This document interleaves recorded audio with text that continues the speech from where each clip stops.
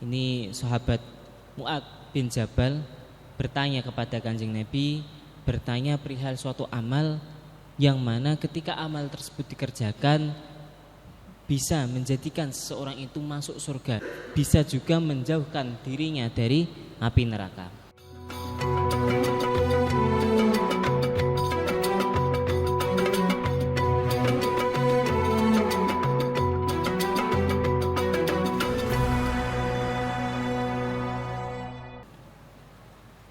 Assalamualaikum warahmatullahi wabarakatuh.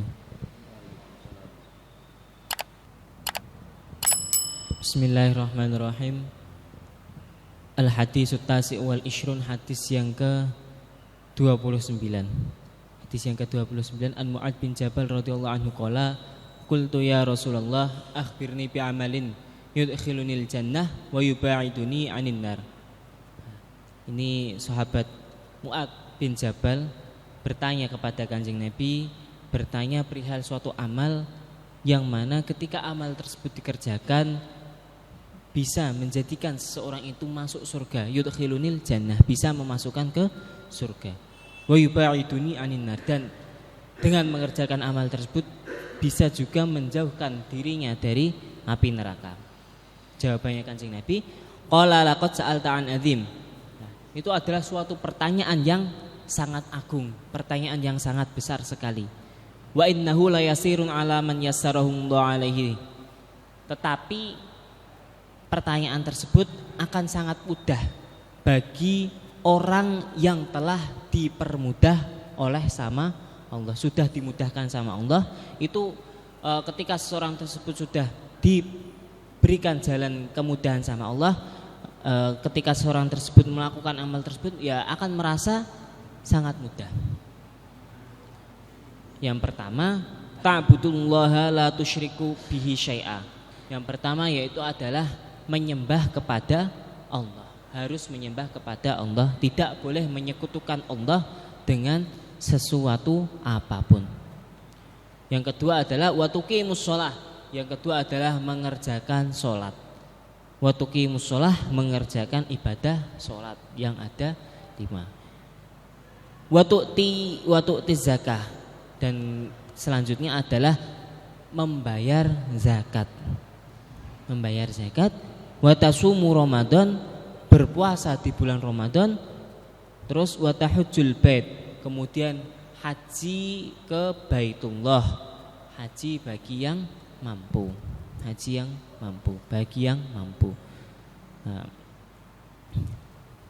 yaitu ketika hal tersebut dilakukan, itu bisa menjadikan seseorang untuk masuk ke surga dan dijauhkan dari api neraka. Tsumma qala, kemudian Kanjeng Nabi memberikan nasihat yang lainnya. Ala adulluka ala ababil khair, memberikan suatu penjelasan tentang abwabil khair, pintu-pintu kebaikan. Apa saja? As-saumu junnah. As-saumu junnah. Puasa itu akan menjadi sebuah tameng, akan menjadi sebuah tameng dari api neraka. Yang dimaksud itu bukan puasa Ramadan. Kalau puasa Ramadan di sini kan tadi sudah dijelaskan.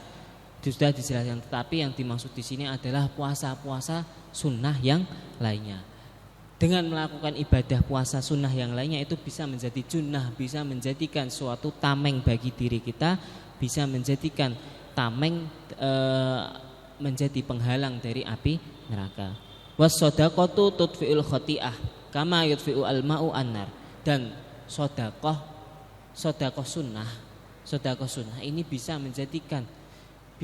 menjadikan pelebur suatu kesalahan yang telah dilakukan. Jadi memberikan sedekah sunnah itu bisa menjadikan pelebur dari suatu kesalahan yang telah dilakukan. Seperti halnya apa? Kama yudfi'u al-ma'u an-nar. Seperti halnya air itu bisa memadamkan sebuah api. Seperti halnya air yang memadamkan pada api. Kemudian wa sholatur rajuli fi jawfil lail.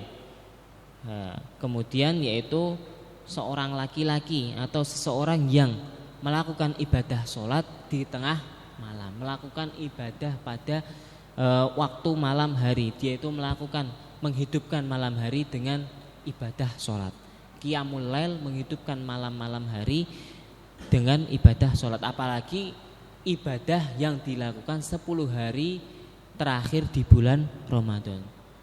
Melakukan ibadah 10 hari di 10 hari yang akhir di bulan Ramadan itu jauh lebih bagus sekali, karena pahala yang didapatkan itu juga sangatlah besar. Tsumma tala tatajafa junubu anil madoji hatta balagha ya'man. Tsumma qala ala ukhbiruka bi ra'sil amri wa amudi wa dirwati sanami. Nah, kemudian Kanjeng Nabi juga memberitahukan kepada sahabat Mu'ad yang mana ra'sul amri atau pokok dari suatu perkara, wa amudihi, pilar dari perkara tersebut apa, wa dirwati sanami, dan puncak dari perkara itu apa. Menanya qultu bala ya Rasulullah, qala ra'sul amri Islam. Pokok dari segala agama, pokok dari segala urusan, pokok dari segala perkara yaitu adalah agama Islam. Pokok semuanya itu adalah agama Islam. Seperti Islam itu seperti halnya suatu kepala. Karena tanpa adanya Islam, tanpa adanya suatu kepala, tubuh itu akan mati. Begitu juga tanpa adanya Islam, perkara itu tidak akan bisa jalan.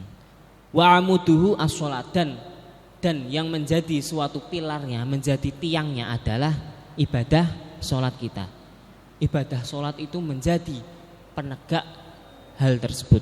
Wa dzirwatu sanamih, dan puncak dari segalanya adalah jihad fi sabilillah.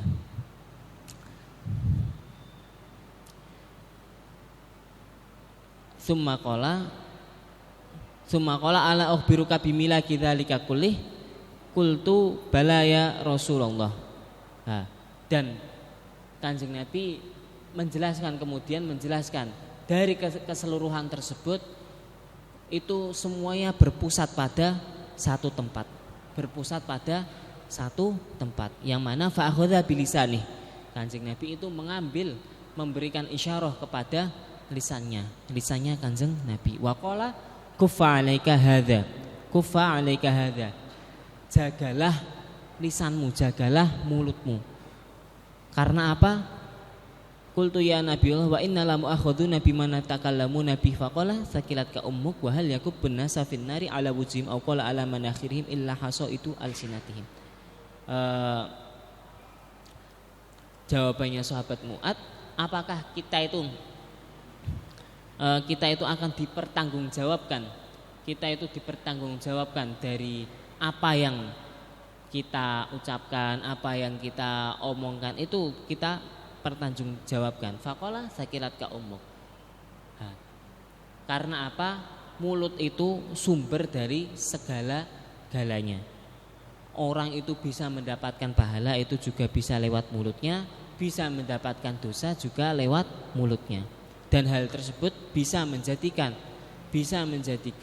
mulut tersebut bisa menjadikan seseorang itu dia itu akan bejo atau akan beruntung, atau dia itu akan malah tidak beruntung. Bisa menjadikan seseorang itu masuk ke neraka, disebabkan karena orang itu tidak bisa menjaga mulutnya, tidak bisa menjaga apa yang diucapkannya. Ketika yang diucapkannya adalah perkara yang baik, perkara yang bermanfaat, hal tersebut bisa menjadikan seseorang tersebut masuk ke surga. Berbeda ketika seumpama yang diucapkan itu adalah perkara-perkara yang menimbulkan suatu kebencian, perkara yang membuat permusuhan, itu malah menjadikan seseorang tersebut masuk ke neraka. Na'udzubillahi min dzalik. Jangan sampai seperti itu.